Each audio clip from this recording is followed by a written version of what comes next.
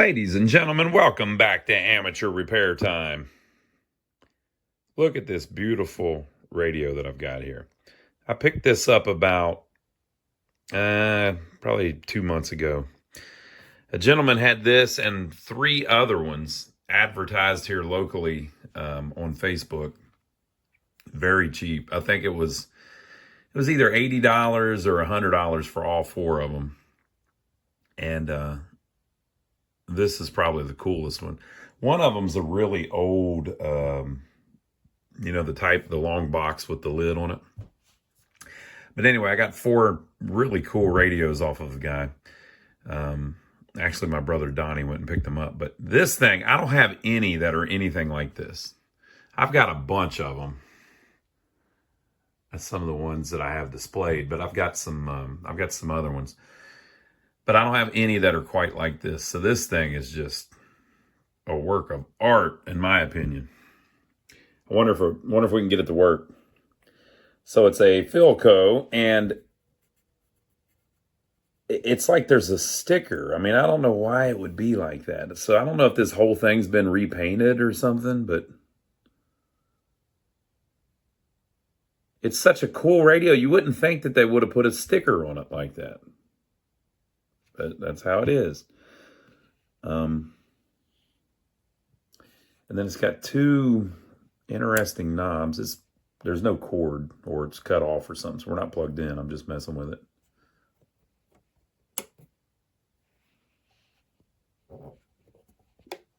Oh, yeah.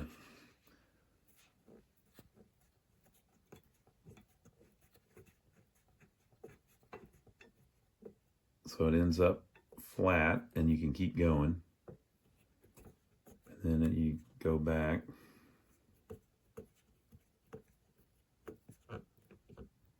And it ends up flat again. How does that work? So that was just here. I don't know how you get the whole... So you go from 55... Oh yeah, I guess it would only go up to there for broadcast. Yeah, whatever. We'll figure it out. Like I said, I don't have one like this. So it's a, you can kind of see the color of it here. It's almost like it's an off-white, but it's almost like a peach almost. It's just a little bit orange, just barely, right? Very cool. It's like almost a skin tone or something. But it's just a really unique look, I think. I don't have any this vintage. I would guess this is mid 40s, maybe. I don't know, just guessing. So let's see what the back looks like. So the back has seen better days, but one thing I've learned, I don't want to break that. Did you see the plume of dust go up?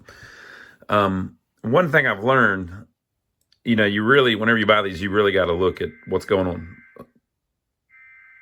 Some kind of service alert going on in the other room.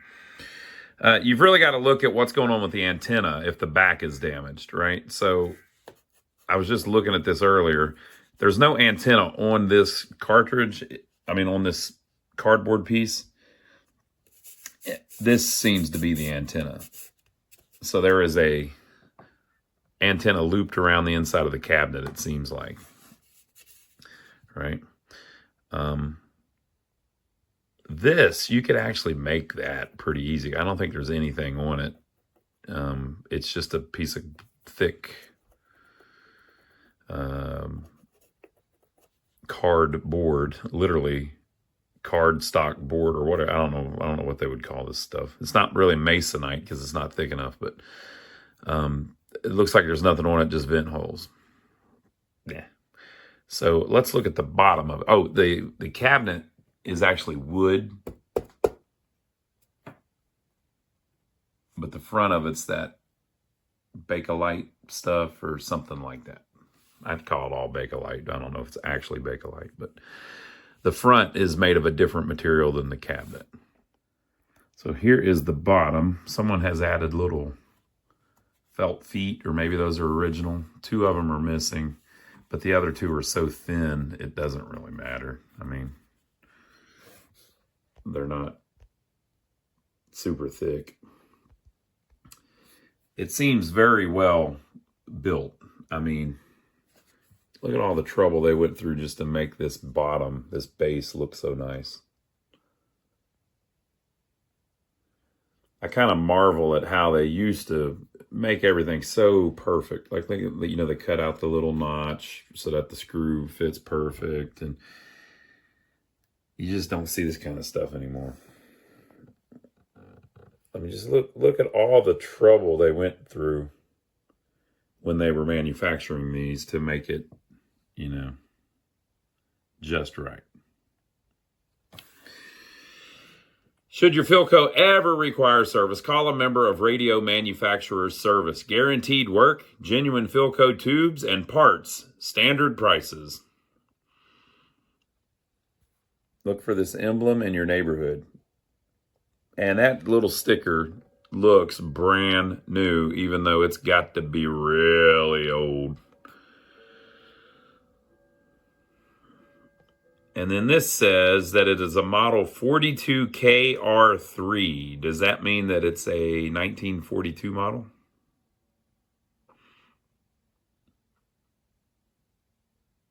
I would assume, but you know what happens when you assume.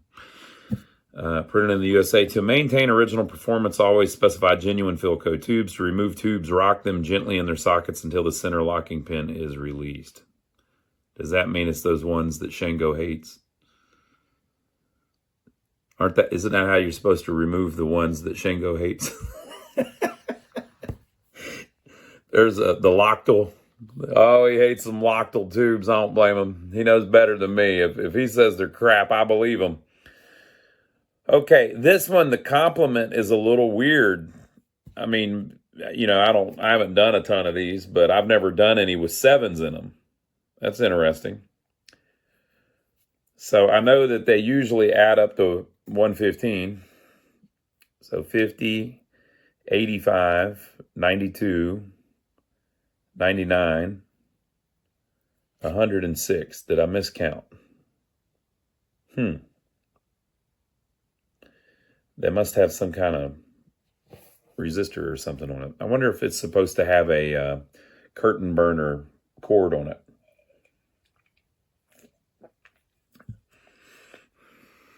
All right. We'll look it up, of course. So very cool. This thing's in damn nice shape, isn't it? Wouldn't you agree? Now, I am not going to paint it. I am not going to do a thing to it. I'll try to clean it a little bit, but I'm not going to go crazy with it. All right, so let me take off the back cover and see if we can look in there a little better. So I could see these 2 wires hanging. It looks like that is the antenna stuff. Yeah, and they're not hooked up, so something ain't right. But it looks fine. It's not damaged. To use external antenna, remove this lug from under screw and attach antenna to lug.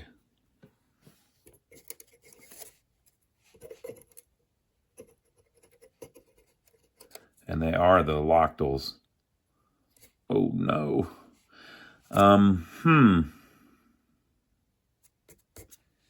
Yeah, I don't know. Maybe these were supposed to be attached to something on the back of the cardboard. Probably not.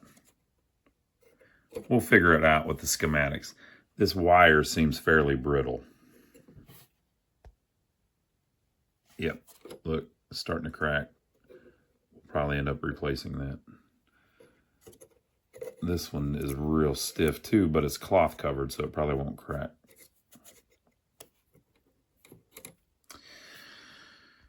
Okay. So I think we need to try to remove that chassis very carefully. There's the asbestos, or that's probably what that is, just to freak everybody out. Look at it. It's coming apart a little bit, so it's in the air. Ugh. See, what we'll do is we'll just turn it like that. And then that way, you know how whenever I messed with that and the little dust went up in the air, I'm sure that didn't do the same exact thing, and I'm breathing it right now. I'm positive that didn't happen. Okay, so the thing came out very nicely.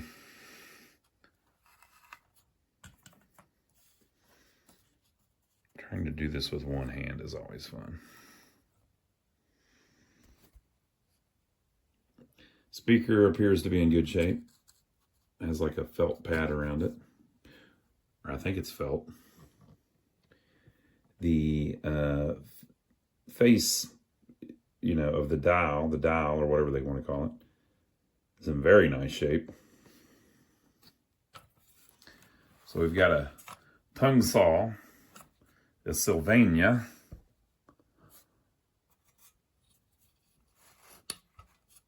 a Philco, might be an original one,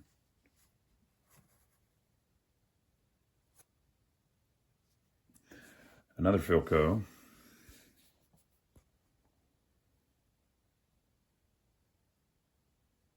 and I don't know about that one yet.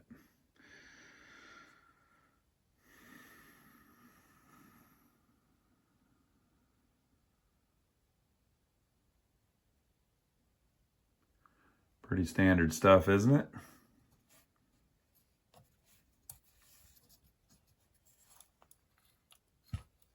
Carefully lay it on its front.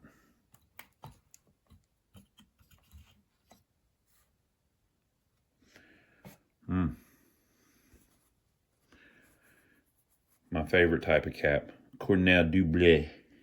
Boy, it sounds so cool.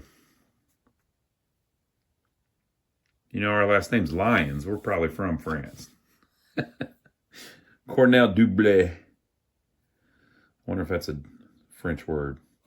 Yeah, see this kind of stuff? Not good. Wonder how much of that's in there. Damn. So that wire is going to have to be completely replaced.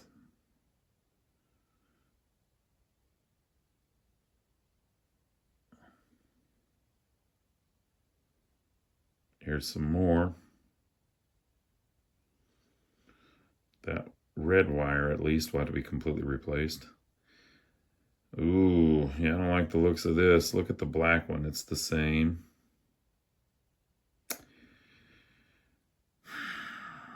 Come on, Philco, get your act together.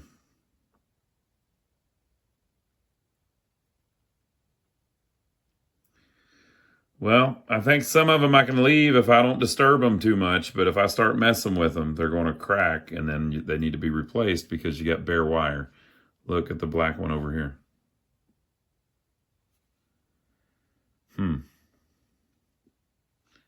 What is that? That would be asbestos.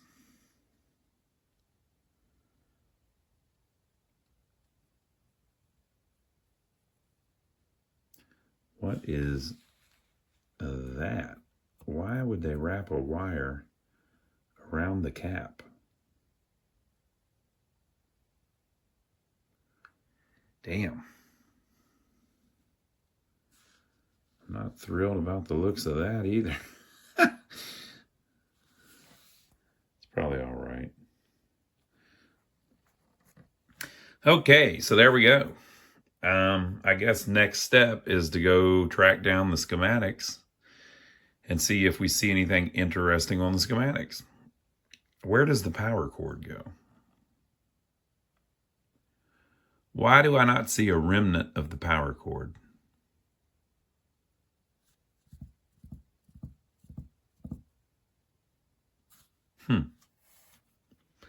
How did they completely remove it?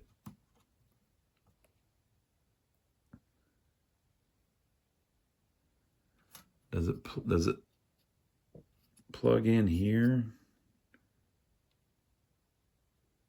I mean, I thought that was the antenna stuff. We'll figure it out. Like I said, we got to look at the schematics.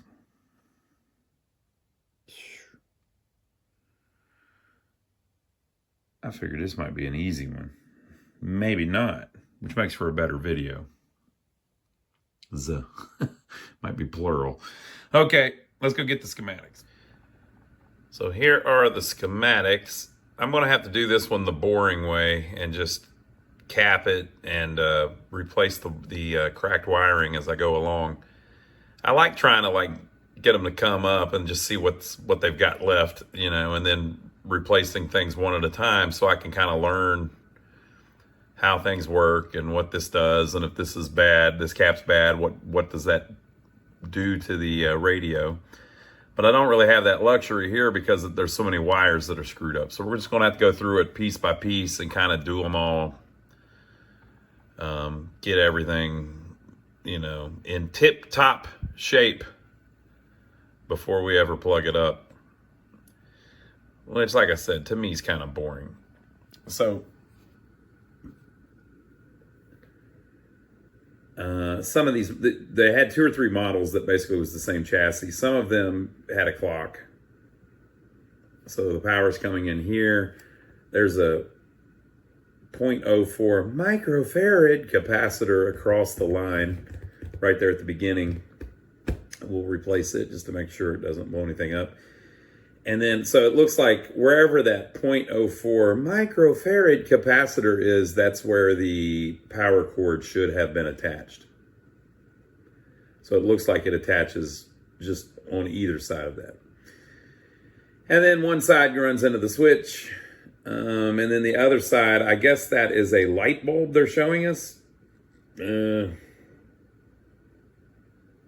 don't know what that is. But you've got a 40 ohm resistor running into an 80 ohm resistor, and then you've got the string of filaments. Easy peasy. It would be cool to be able to replace them as we go, to work right through the schematic and replace the wiring as we go. So then a 35Z3, which I assume is a rectifier tube. I mean, it's got to be. And then you've got 20 microfarad 220s on either side of a filled coil. I haven't seen that before either. I don't know anything about those. I like how they drew the line here to show us that the volume control is connected to the on-off switch. That's pretty cool. So this field transformer or coil, that'll be interesting to see what that is. And then they're telling me that I should have 95 volts from there to there, which is, you know, basically a DC voltage after it runs through the rectifier. 95 volts to me seems low. I thought they were usually a lot higher than that, but what do I know? So, you know, this whole area is your power supply, and it's basically isolated. And probably, you know, the most important thing to get running pretty good. And then our B plus runs up here. And it's a little more traditional once you get past that.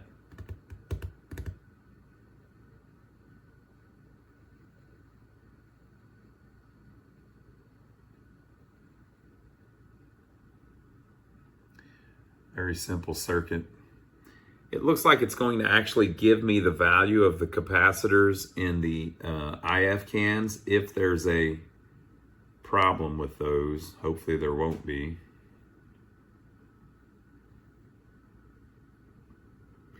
And we should be able to figure out the antenna thing, the antenna hookup, once we get to that area. So we've got nice, good schematics for it. Very clear too, where I can see them pretty good. I have yet to get my laser printer. I need to get one so I can print this thing out. But let's go find where the power cord went and get started. I removed all the tubes just so I don't break them. Some of those, I don't know if I've got extras of.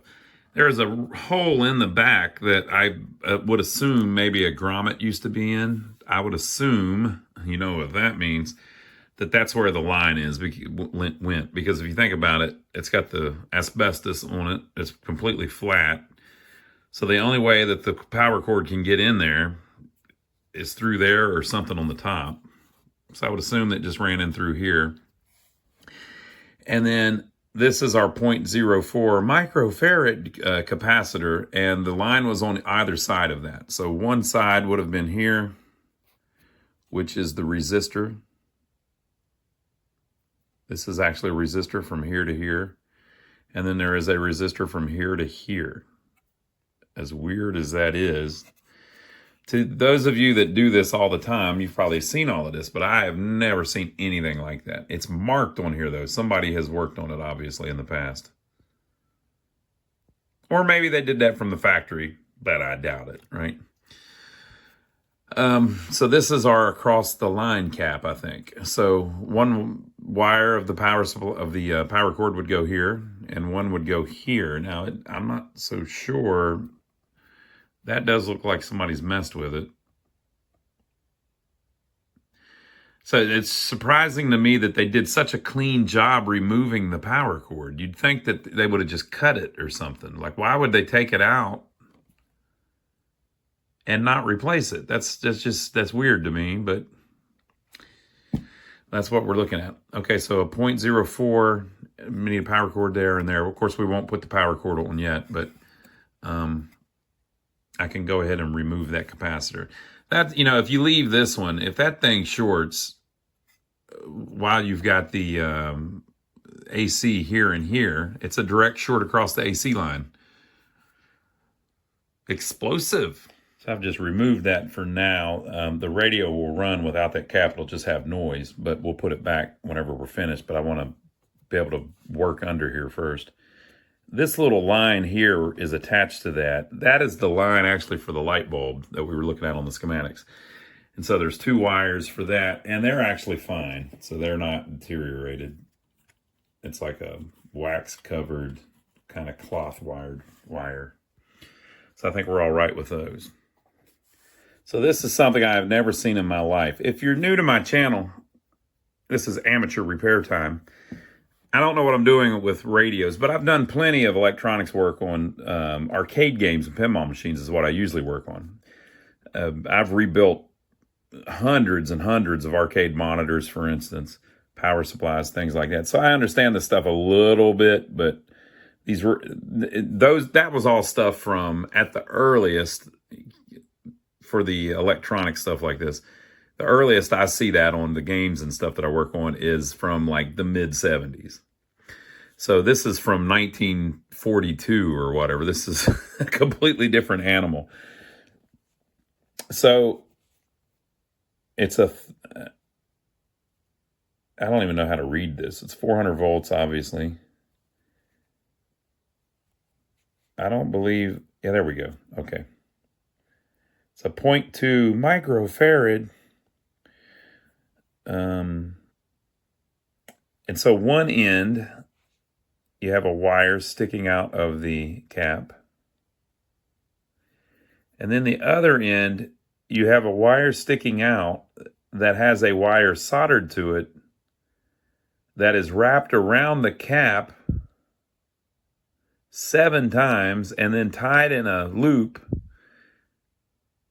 and then connected to the chassis.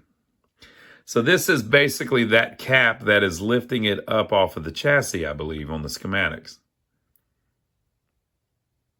But I've never seen one with the wire done like this. I wonder if that's somebody's little way of doing it, or if that's just how on this particular brand of cap they denoted the foil end. I mean, that's the craziest thing I've ever seen. So I don't know if that's something somebody modded. That might just be a mod. It may have not came like that. And this is the actual Philco cap.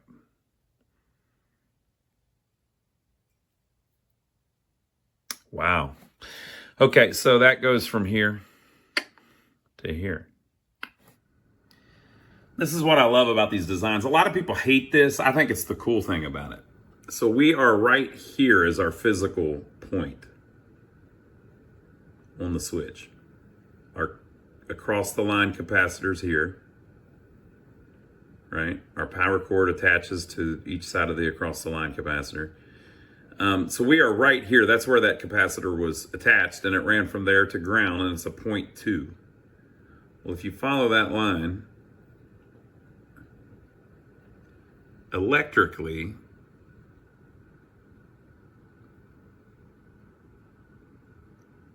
it's the same as that point, and there is the cap. And I'll be damned if it doesn't show that there is a loop. There is a minor coil from there to ground. That's the craziest thing I've ever seen. Let's see what they call that in the bill of materials. Look at that. That's nuts. So it's number 6, and it is a condenser and choke assembly.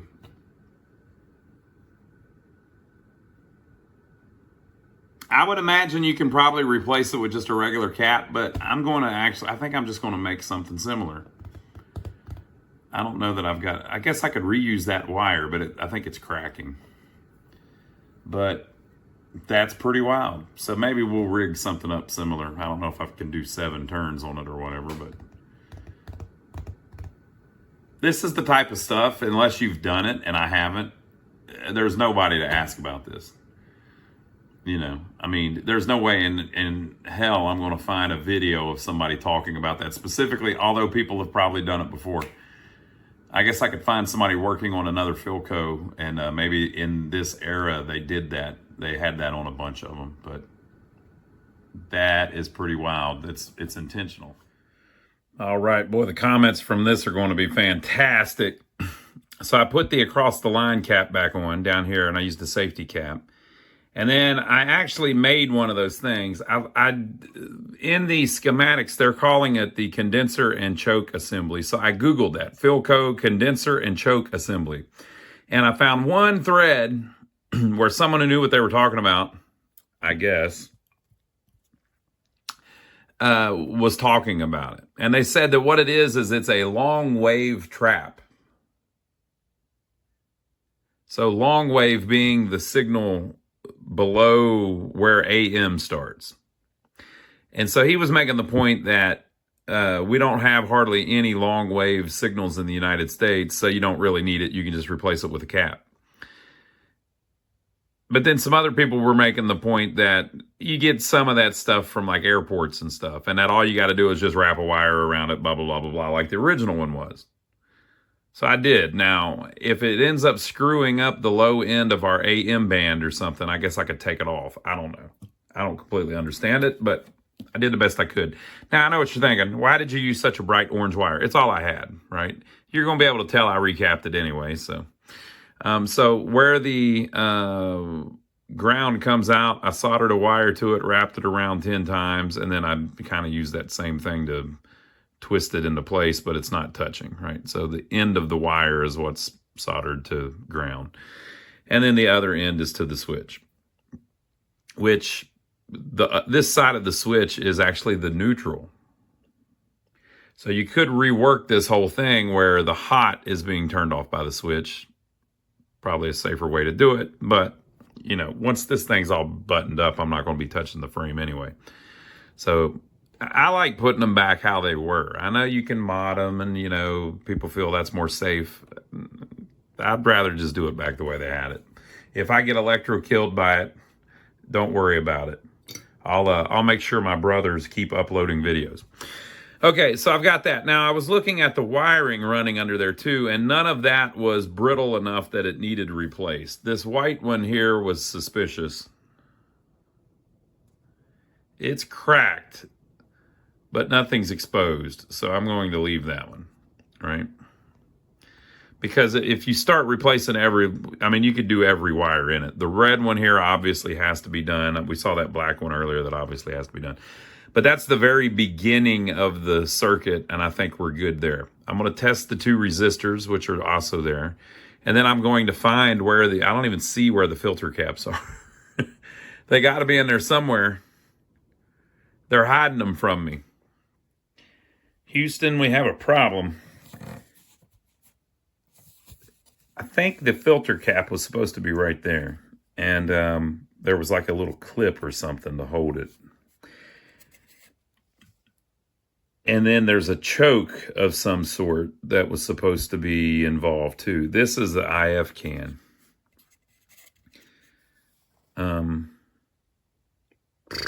I don't know why they would take it out so cleanly and then not put it back and then put the whole thing back together. That is so weird. So they've removed it and you can't tell where it even was supposed to go. I mean, we can figure it out, but I don't know why they would do that. Unless something like this output transformer is burnt up or something. So I don't know what that field coil is supposed to hook to or where or... I don't know why somebody would have done that. You know, I mean, what am I missing here? I guess the IF cans could both be screwed up or something, or one or the other is. But why would you take that out? And if you did, why would you do it so cleanly that you can't even tell it was there? And did they take the coil thing with it? All right, so I'm gonna have to try to find some pictures of this chassis. Good luck with that. I've told y'all before, I am pretty lucky though. I mean, I'm pretty lucky, usually. So this is at philcoradio.com. A gentleman named Ron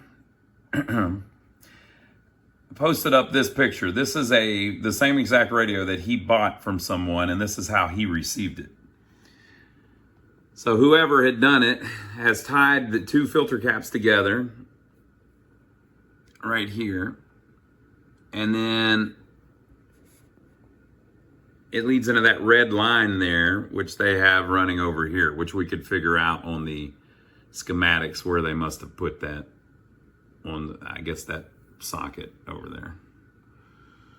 Okay, and then the other side, you know, there's supposed to be a coil between them. That blue line, we're going to see how this gentleman did. It looks like our buddy Ron here cleaned it up, but that blue line is going somewhere, which should be to a choke or a coil of some sort, or a transformer or something. And then the other one, I guess, is this clear get up there, and it's going to something. So I don't know. This thing here is the oscillator, I'm pretty sure. So that is running to something, and that is running to something. And there should be some kind of transformer or coil or something between them. All right, so after Ron took that picture, he took it all apart and completely redesigned his and stuff, so it won't be that useful to us unless we followed his design. But basically, so this is neutral. It loops around to here and then loops around to here. And so those caps are attached to neutral. So it looks like originally the filter cap would have been attached right there, which is how it looks in Ron's reworked one from whoever had repaired it before him. So it would have went from there and then been mounted here, and then there would have been two leads coming off of it. And then that field coil or resistor or whatever it is 500 ohms, and it's on this 35 whatever it is rectifier tube that mounts here. And if you look, there's crap loose in there and stuff, so I don't know if we got something missing or not. So we'll have to figure that out. But one of them does go past one of the resistors, so this piece here had something to do with it. I guess worst case scenario, we could put a big old honking 500 ohm 7 or 8 watt resistor in there if we had to, but yeah. So I might start working this side now, so just so I can dig that out and see what in the world that is. Now we've got this problem here, obviously, but we haven't got to that on the schematics yet. So our next part of the schematics, we're over in this area. All right, so I cut this lead, which allowed me to pull this out, which they had looped around the center pin of the socket, just sitting in there. And they have installed a diode that is a 1N1490.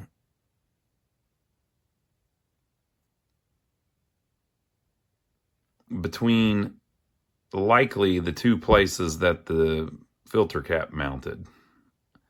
This does look old, but it wouldn't have been mounted there. I mean, that doesn't, what in the world? Okay, so that diode is just a standard rectifier diode, and they've installed it somewhere in through here. So the voltage drops like less than 1 volt. So I mean, they're not using it to replace this. I'm in the wrong spot. It's down here somewhere.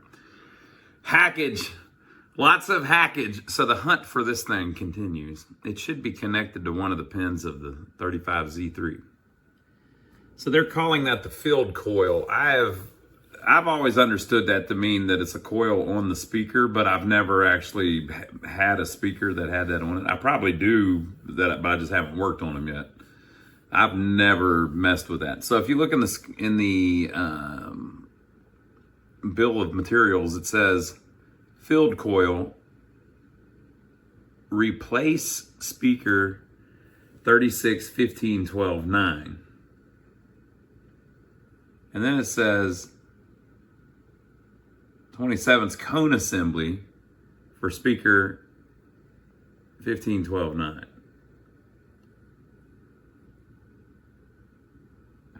So I guess they're saying that's part of the speaker. But then it's giving us, it looks like the option to have a different speaker. So maybe in some, maybe there was a version of it with a different type of speaker that didn't need the field coil. Well, there it is. It's a field coil on the speaker. Okay, that makes sense now. And the output transformer is right underneath it.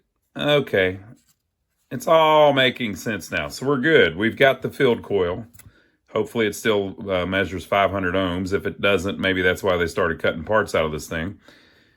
We should be able to add the boy, that's great, isn't it? Doesn't that just give you a lot of hope for how that thing's going to work? We should be able to add the filter caps back in. Okay, the diode appears to be to replace the rectifier tube, which, you know, it's a string filament, so you have to have it in there or everything's disconnected. But they have the diode connected from here to here.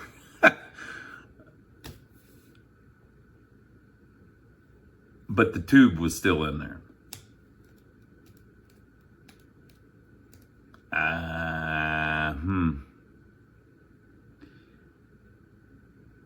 I don't know. I don't know what the hell they're doing. I think I'm just going to try to put a working tube in there if that one doesn't work.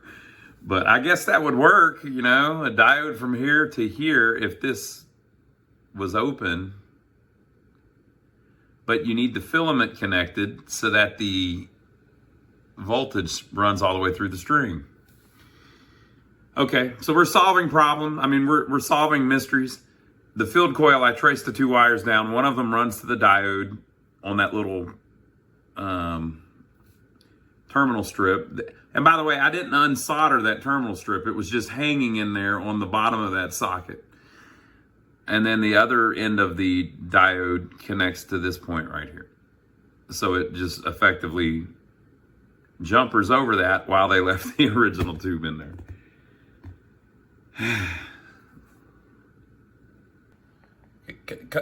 Come on, people.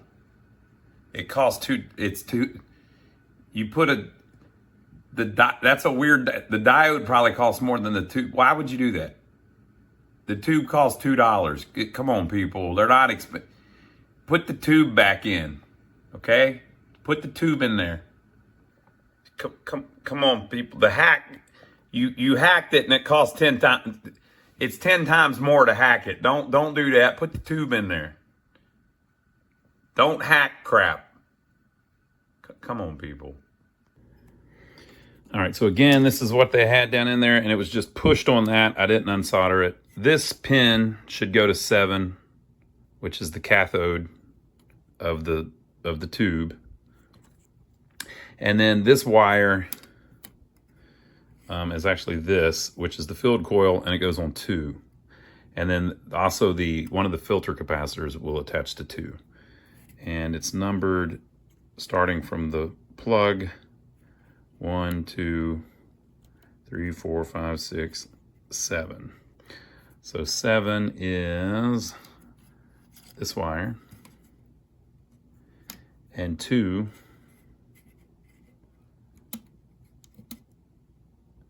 is this wire. There is some other stuff there. It looks like they're using that as a junction point. I'm going to have to make sure I'm doing this right. So I'm going to see what else that is wired to just make sure schematically that's correct.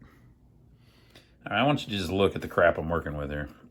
So this is the oscillator coil. I was able to take the clip off to move it up out of the way a little bit. But if you look down in there, this is like a horror film. I'm going to have to replace all these wires. So there's a wire that runs from this pin over, and where it was touching this pin, but as you can see, it's just disintegrating. So that needs to be replaced. Like all this wiring is going to have to be replaced. I'm going to have to go through every wire. But it looks real bad, but there's not that many. So this is one of my lugs that I need to solder to. So there is a wire hooked to it that leads up here, starts disintegrating when it comes up here, and then has heat shrink around it and is not connected to anything. It's just hanging in there. So either that's just something extra from the factory, or that's where the original filter cap hooked up, because there should be a filter cap. One of the filter caps hooks up there. So it should go to the filled cap and to a filter cap. I mean, the filled coil and to a filter cap. So I'm just going to have to go through this and start replacing a lot of the wiring and make sure that it's point to point, exactly like the schematics before I ever fire it up. Now this, if it's the cloth covered stuff like this, that's fine. But what could be going on here is that when they did this little hack, they had a brittle wire then. And instead of putting the same one back in because it messed up, they put a newer wire in it, and that's why that one wire is good. But if you look, there are not many wires. Looks like over here we might be all right with some of them, but over here in this corner where all the heat was, it is just a mess. And of course I can't fire it up like that. So I'm gonna pull the wires out. I'm just going to keep working through the schematic piece by piece and do the wiring as I go. So right now I'm going to remove that one that's all crappy.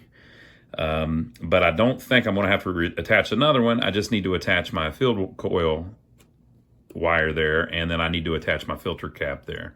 We're going to have to mount it over here somewhere where it was originally. What a mess. And so this one will be the easy one.